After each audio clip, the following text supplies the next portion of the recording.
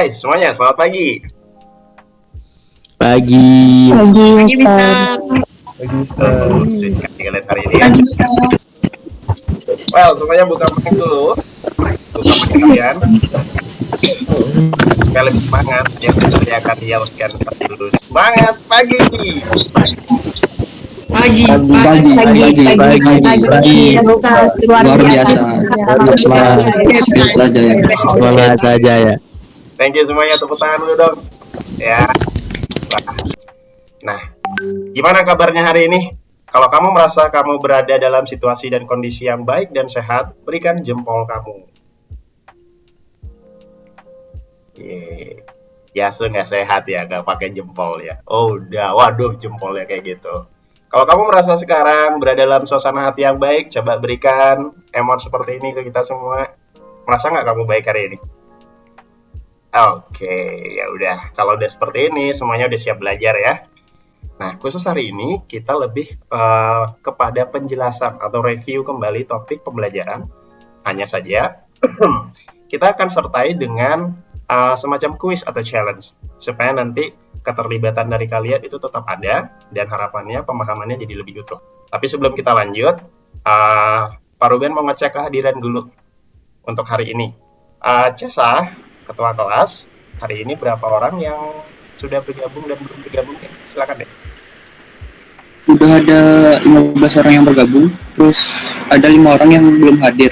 Nah, terlambat gangguan sinyal Pak. Sebelum mulai, supaya semuanya bisa berjalan dengan baik dan lancar, ada baiknya kita doa dulu. Berdoa dimulai. Tuhan, semoga pada pagi kali ini kita diberkahi kesehatan, keselamatan, dan kelancaran untuk kegiatan pada pagi kali ini. Berdoa selesai. Yay, thank you Pera, doanya bagus banget. Kita berikan jempol dulu dong buat Pera. Nah, sekali lagi selamat datang kembali dalam kelas pembelajar sejarah Indonesia, masih bersama dengan Pak Ruben untuk menghantarkan kamu mempelajari berbagai peristiwa di masa lalu. Dan topik kita kali ini masih sama, yakni tentang kehidupan masa prasejarah di Indonesia. Dan KD dan juga tujuan pembelajarannya juga masih sama, jadi nggak perlu kita sampaikan lagi ya. Intinya ada 3 hal yang akan kita bahas, yakni pengertian masa prasejarah, kemudian periodisasi atau pembagian masa prasejarah, corak kehidupan masyarakat prasejarah, dan nanti terakhir kita akan coba cari tahu siapa nenek moyang bangsa Indonesia. Nah, ini regulasi kelas kita, juga udah kalian pahami ya, tinggal kalian lakukan aja dengan baik. Kemudian kita akan belajar selama 90 menit ke depan. Dan ada sebuah quotes nih buat kamu. Quotes-nya agak sangar sih, terdengar seperti ini. Sejarah tuh boleh jadi pelajaran kelas 2. Ya sih, banyak yang bilang kayak gitu ya. Tapi kalau kamu ingin jadi manusia kelas 1, kamu mesti mempelajari sejarah.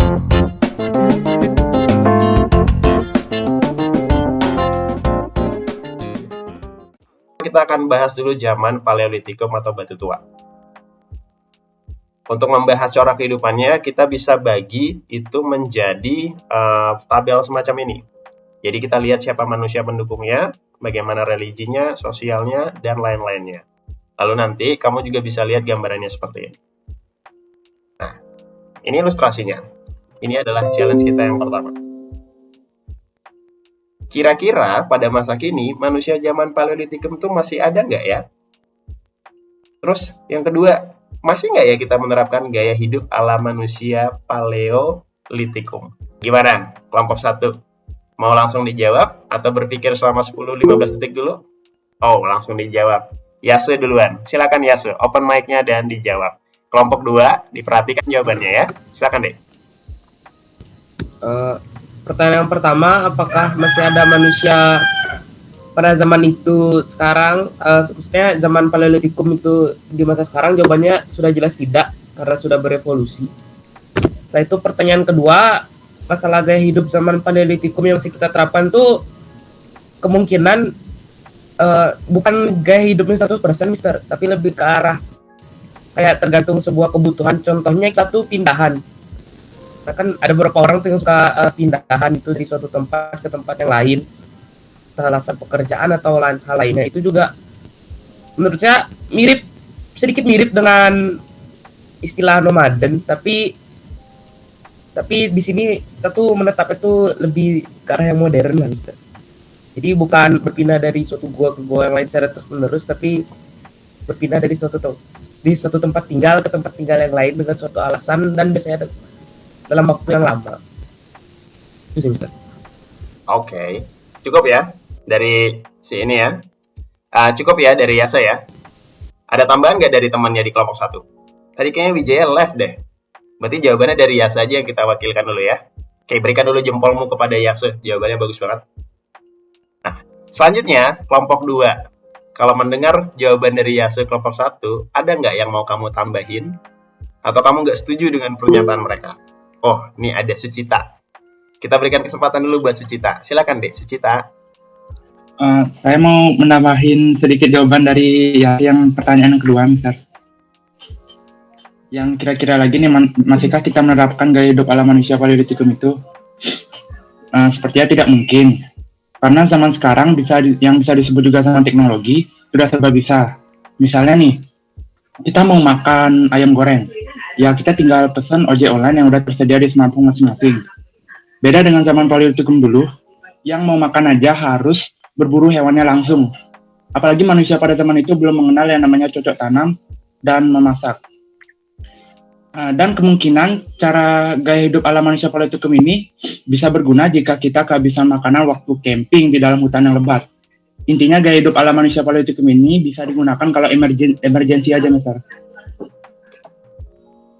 Wih, keren sekali jawabannya Sucita. Kita berikan jempol yang banyak dulu ya buat Sucita. Ya. Nah, itu Sucita. Matiin dulu mic-nya deh ya. Oke. Nah, ada lagi nggak? Satu orang lagi perwakilan kelompok 2 yang mau menambahkan. Kalau ada, disilakan. Sebelum kita simpulin bareng-bareng. Cesa. Oke, Cesa. Silakan, Cesa. Mister, saya mau nanya, bukan mau nanya, kayak di zaman Paleolitikum ini kan dari corak kehidupan bahasanya ada bahasa isyarat. Nah, di zaman sekarang kan ada bahasa isyarat juga untuk orang-orang yang tidak punya ada cacat gitu. Ya, benar. Berarti masih relevan ya. Di masa ini ada orang-orang masih pakai bahasa isyarat ya. Oke. Nah, tadi sudah ada yang menyampaikan pendapatnya dari kelompok 1 dan kelompok 2. Kita berikan dulu jempol untuk teman-teman dari kelompok 2, termasuk untuk Cesa yang tadi ya. Kalau nanti kalian ada tambahan, ada sesinya di akhir ya. Sekarang kita simpulkan dulu, karena waktu kita juga terbatas ya. Nah, jawaban dari Yase itu bagus. Mewakili kelompok 1, jawaban dari Yase itu mendapatkan poin 85 dari Pak Ruben. Ya, gak apa-apa ya, 85 ya. Tuh. Karena ternyata jawabannya Yase itu masih bisa ditambahkan oleh Sucita dan juga Cesa. Nah, khusus untuk Sucita dan Cesa mewakili kelompok 2, karena sudah memberikan jawaban yang bagus, kamu juga dapat tambahan poin nih buat kelompok 2. Kalian dapat 50 poin. Nah, sekarang kita bahas dulu. Kita berikan penguatan dulu. Pertanyaan yang pertama, masih nggak spesies manusia purba, Pithecanthropus, Meganthropus, yang ada di zaman Paleolitikum hidup di masa ini? Jawabannya adalah tidak. Karena mereka semua udah punah. Mereka adalah spesies tersendiri. Kita itu adalah keturunan dari spesies lain yang namanya Homo sapiens. Makanya ada sebuah buku judulnya Sapiens. Itu keren banget, silakan dibaca. Tuh. Jadi manusia zaman Paleolitikum itu sudah musnah pada saat itu, udah mengalami kepunahan, jadi otomatis tidak ada lagi sampai hari ini. Yang kedua, ada nggak pola hidup zaman Paleolitikum yang masih kita gunakan sampai hari ini? Sedikit tidaknya ada. Cesa bilang, kita masih kok pakai bahasa isyarat. Hari ini kamu pakai baju pramuka. Biasanya pramuka identik nggak dengan bahasa isyarat? Ya, ada namanya sandi Morse kan, dan sejenisnya kan. Nah, jadi pemenang untuk kuis kita kali ini itu ada 2, yakni kelompok 1 dan kelompok 4. Kemudian pemenang kedua, runner up terbaik juga ada 2, yakni kelompok 2 dan kelompok 3, masing-masing dengan 230 poin dan 145 poin. Ya udah, berarti semuanya sama-sama bagus ya. Kita berikan applause dulu buat kalian semua ya. Oke. Topik pembahasan kita sudah selesai, namun sebelum kita akhiri, Pak Ruben minta 1 orang deh dari kalian. Coba simpulkan dalam 1 menit atau 2 menit aja, simpulkan apa yang sudah kita pelajari hari ini, apa yang kalian dapatkan, hikmah pembelajarannya apa, dan bagaimana kesan kamu belajar hari ini. Kesan belajar hari ini tuh lumayan seru karena dibuat seru sama Mister, ada gamenya, jadinya kayak nggak bosen materi aja. Terus hikmahnya itu dari belajar sejarah hari ini tuh kita tuh, terutama saya jadi lebih memahami mengenai kehidupan pada zaman-zaman Paleolitikum, Mesolitikum, Neolitikum, apalagi Megalitikum. Termasuk mengenai jenis manusia pendukungnya pada masa itu, sistem religinya, bagaimana cara mereka bertahan hidup pada zaman itu, dan seni-seni dan peninggalannya pada zaman itu. Jadi kita jadi lebih tahu gitu Mister. Yeay, thank you ya Yuta sudah memberikan kesimpulan untuk apa yang kita pelajari hari ini. Thank you juga buat apresiasi dan juga responnya ya. Kita berikan dulu dong jempol buat Yuta. Sudah mewakili kita semua memberikan kesimpulan pembelajaran hari ini.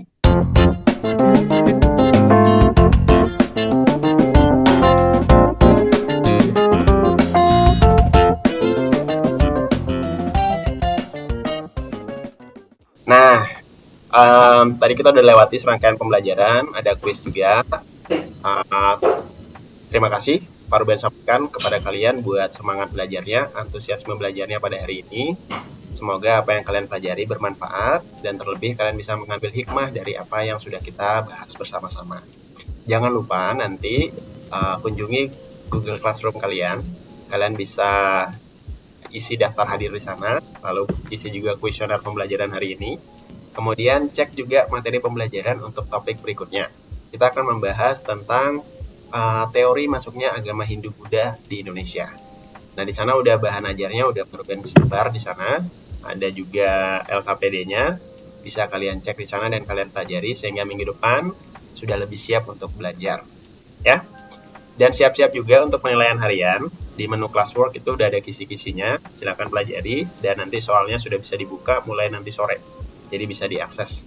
Dan kemudian jawablah dengan sebaik mungkin supaya mendapatkan hasil yang baik. Dan kalau misalnya sudah dipahami dengan sangat baik oleh kalian semua, mari kita akhiri pertemuan kita dengan doa penutup. Dan kali ini doa penutupnya dipimpin oleh laki-laki. Ya Tuhan, terima kasih Engkau telah memberikan pelajaran yang sangat insightful kepada kami. Yeay, kita berikan dulu dong jempol untuk doa yang ganteng dari seseorang yang ganteng. Asik, insightful ya.